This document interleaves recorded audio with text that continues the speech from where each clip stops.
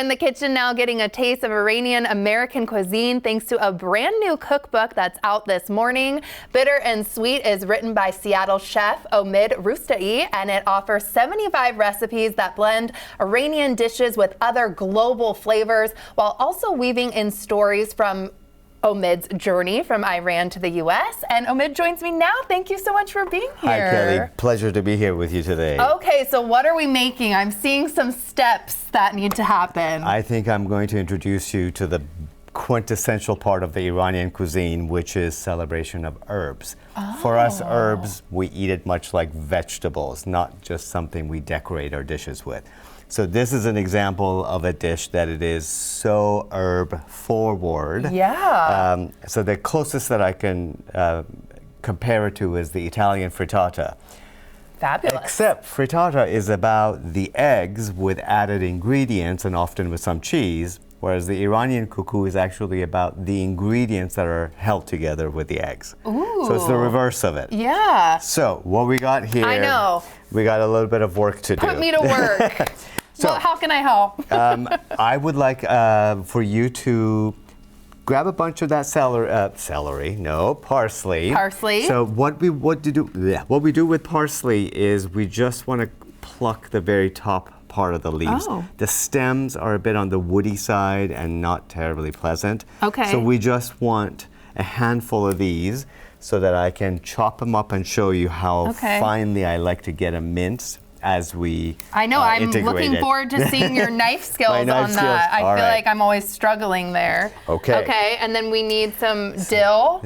Dill as well, and with dill, we primarily want also with the very delicate leaves, not the stem. So if you can pluck some of those as well for me. Okay. And I will get started. We'll get going here. Well, I am. Yum. Okay. So you tell me when this is enough, too, that you feel like you have. This is good. Good on the dill. Now I would like for you to switch to cilantro, which is the last bunch. Now the thing about cilantro is that the stems are beautiful and they're full of flavor. So the only thing I like for you to do is turn it around and remove the bottom 1 inch of the stem and give me everything else. Oh, gosh, all these pro tips. Yes. I love it. Okay. Don't waste your cilantro stems. Now, you can certainly do this in a food processor, but... Or you could go old school and see your skills on full display. Absolutely. I've always appreciated putting thought and labor into food preparation, which is something I think is a bit lost these days. Yeah. And I appreciate wanting to get a meal out, when you come home late. Quick and fast. Right. But to demonstrate, this is how it was traditionally done. So while I chop, what I need you to do, if you would please, crack the eggs into that bowl and give it a good whisk. Okay, and I can do. And we'll see who finishes first. Okay, the race is on. I'm going. Oh my gosh, how are you this fast? I don't know. Okay, I don't know. Let's see who's gonna get the. Oh my gosh, it's gonna be you. But I'm trying my hardest over here, and we want no shells in either. Right. Well, we also want to be. I'm done. Okay, you win. I'm done, Chef. I should have known better not to compete with you. Okay. Oh. So, okay, what's next? I've got my herbs I need to whisk. Please whisk. Give it a good whisk. A good whisk. Go in there. Okay, really dive in. That's right. We don't want to see any of the egg yolks. We just want a very well mixed mixture. You're getting there. We're getting there. We're getting just another 30 seconds. I think you're going to be there. Okay. I know, not to rush you or What anything. are some of your other favorite recipes, too, in the book while we're whipping this all together? One of my favorite recipes, I think when it comes to Iranian cuisine, rice is at the front and center of it. So there are many rice dishes. The basic Iranian rice with that crispy saffron, crispy bit that we call tadig, that if anybody learns to master that, I am a happy writer. Ooh. So, and that is in the book, of course, and I just had a friend make it and send me a picture of it, and I was just like, you are the first person making this recipe off the book with such a level of success.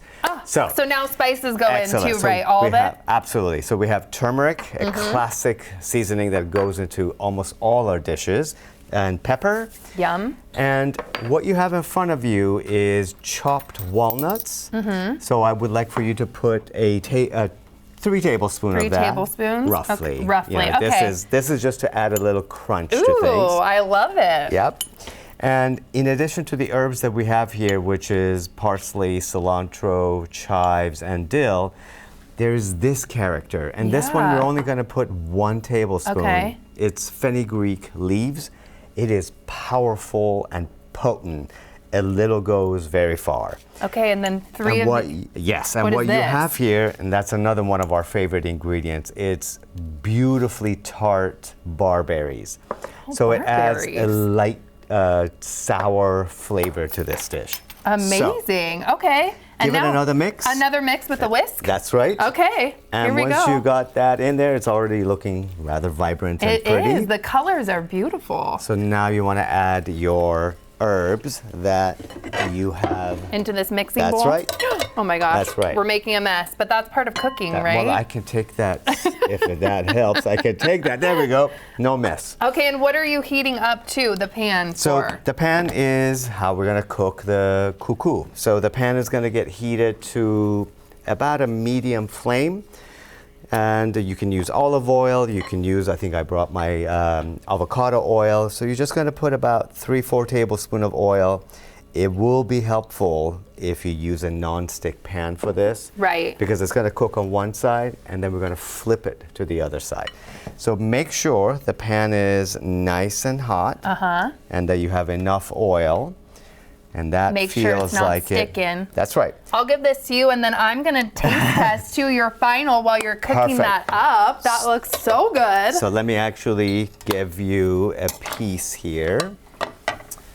I am going to serve it to you with a piece of lettuce as well as a piece of flatbread. Now you decide how you like to eat this. My favorite way of eating this is on a hike. It's easy, ready to go. Wrap it with lettuce, wrap it with bread, put some cucumber, tomato right next to it, and it is a hearty, healthy, herb-forward, might I say, Definitely. delicious. Okay, so go ahead and show me how much you dump in. I'm gonna dive in. You dump the whole thing in. Oh. We're not holding back. This is the whole thing. Oh my gosh. This is fantastic. The herbs really are the star of the show. That is. I mean, this is indeed about Oh my gosh. 2-3 cups of herbs that went in there. Wow. And then this will cook up during the break, but about 15 minutes you said on each side, right? That's right. So we're going to flatten it out, Yeah. put the lid on, and cook it for about 15 minutes. And after 15 minutes, we're going to flip it. Okay. And then put a little oil in the bottom of the pan and cook it uncovered for another 10 minutes to kind of dry it up because herbs are full of moisture, as you know. Oh, bada bing, bada So, boom. Thank you so much for being here. My pleasure. The New Day Northwest Kitchen is brought to you by Safeway.